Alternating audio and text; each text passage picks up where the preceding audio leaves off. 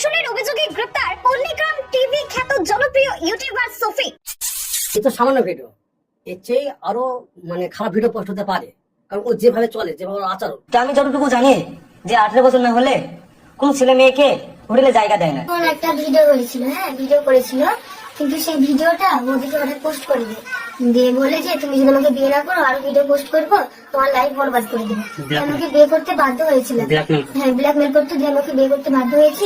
সর্বনাশ করলে সফেদ, আল্লাহ সফেদের বুকে বাদ করো, সফেদের বুকে গেলাম ধরাম করে বাদ করো। যেমন নেশাপান করা, মেয়েদেরকে নিয়ে হোটেলে যাওয়া। সফেদকে আমার জামাই বলতে ঘৃণা লাগছে। এই হোয়াটসঅ্যাপ বন্ধুরা কেমন আছো সবাই? আশা করি সবাই খুবই ভালো আছো। সবাই আমি সাহেব, তোমরা দেখছো এক্সপ্লোর বাই সাহেব।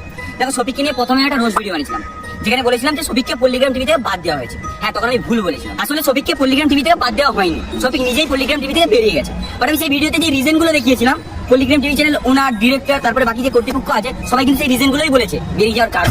সো আজকের ভিডিওতে একটার পর একটা প্রমাণ দেবো, আর দয়া করে অন্ধভক্তরা একটু দূরে থাকবেন। দেখো, প্রথমে বলি সফিককে কিন্তু পল্লীগ্রাম টিভি থেকে বার করে দেওয়া হয়নি, সে নিজেই বেরিয়ে গেছে। কিন্তু আমি বলেছিলাম পল্লীগ্রাম টিভি থেকে সফিককে বার করে দেওয়া হয়েছে। আগেই বলে দিই, পল্লীগ্রাম টিভি থেকে সফিককে বাদ দেওয়া হয়েছে, তার জন্য আমি খুবই দুঃখিত। I am really sorry. তারপরে আমি বলেছিলাম সফিক অনেকের সাথে বন্ধুত্ব করে টাকা নেয়, তারপরে তাদেরকে ব্লক করে দেয়। সফিক অনেকের কাছে বন্ধুত্বের নাম করে ধারে টাকা নিয়েছে, পরে যখন তারা টাকাটা চেয়েছে, এই সফিক তাদেরকে ব্লক করে দিয়েছে। আমার যে কথাটা তোমরা অনেকেই বিশ্বাস করো, তোমরা বলেছো যে সফিকের কি টাকার অভাব, যে তোদের কাছ থেকে টাকার ভান নেবে, তাহলে তোমরা পল্লীগ্রাম টিভির মুখ থেকে শুনে নাও। আপনি যদি ক্যালকুলেশন করেন তো মোটামুটি 20 থেকে 25 লাখ স্ক্যাম করেছে। তোমরা 25 লাখ টাকা স্ক্যাম করেছিস? ভাই সফিক, তুই এত টাকা কি করলি?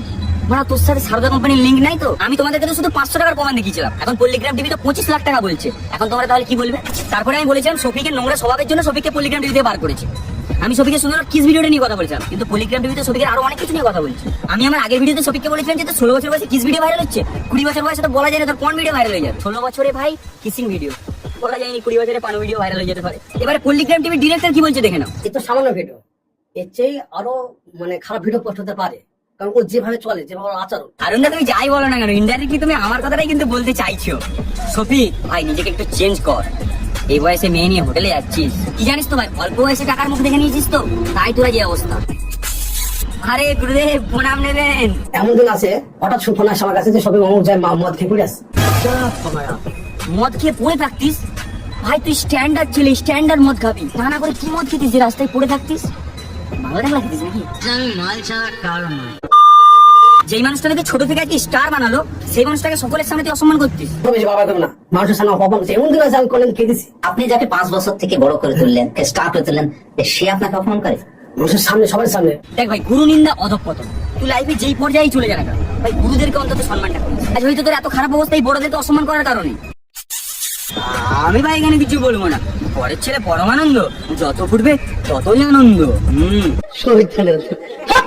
আমি আমার আগের ভিডিওতে একটা কথা বলেছিলাম যে একটা বস্তার মধ্যে যদি একটা পচা আলু থাকে, তাহলে সমস্ত আলুকে পচিয়ে দেয়। একটা আলুর বস্তার মধ্যে যদি একটা পচা আলু থাকে, তাহলে কি করতে হবে বলতো? ওই পচা আলুটাকে তুলতে হয়, ছুঁড়ে ফেলে দিতে হয়, তাহলে সমস্ত ভালো আলুগুলোকে পচিয়ে দেয়। আর এই সেম কথাটাই কিন্তু পল্লীগ্রাম টিভি ওনার বলতে চেয়েছে। আজকে যদি সফিক পল্লীগ্রাম টিভিতে আসে, 129টা ছেলে মেয়ে হয়তো কাজ না করতে পারবে না। এই পচা আলুটা বলার জন্য আমাকে একজন কিস্তি মেরেছিল, তার ভিডিওতে আমি তার নামটা নিচ্ছি না। তো ভাই, পল্লীগ্রাম টিভির ওনারা তো ইনডাইরেক্টলি সেম কথাটাই বললো, পারলে ওনার একটা বাল ভাঙা করে দেখা।